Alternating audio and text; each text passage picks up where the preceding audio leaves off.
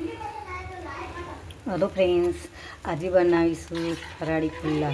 આ ફરાળી પુલ્લા અને માટે ફરાળી લોટ લીધો છે. ફરાળી લોટની અંદર આદુ, કોથમીર, મરચાં બધું નાખ્યું છે અને પછી તેમાં છાશ નાખી લોટ પલાળી. છાશ નાખી લોટ પલાળ્યા પછી 10 મિનિટ 15 મિનિટ રવા દીધો અને હવે હું પુલ્લા ઉતારું છું. જુઓ, આ પુલ્લા ઉતરું છું.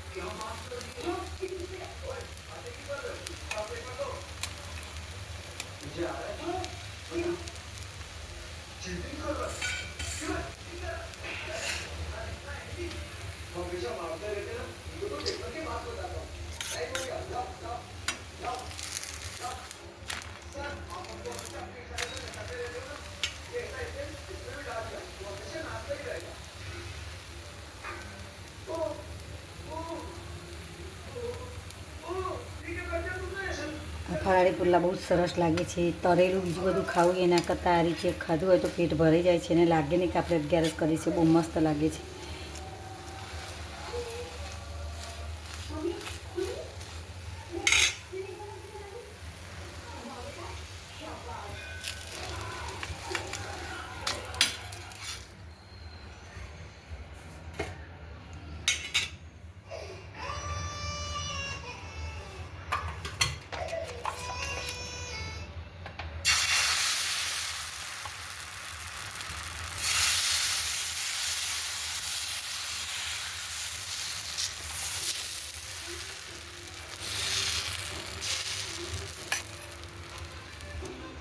જુઓ ફ્રેન્ડ્સ, સોસની હંગાતી આ પુલ્લા ખાવાના. આનાથી આ લીલી ચટણી સાથે પણ ખવાય અને સોસની સાથે ખવાય. ગળી ચટણી પડી હોય તો પણ ખવાય.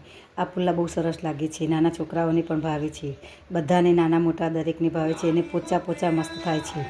ચલો, થેન્ક યુ, આભાર તમારો.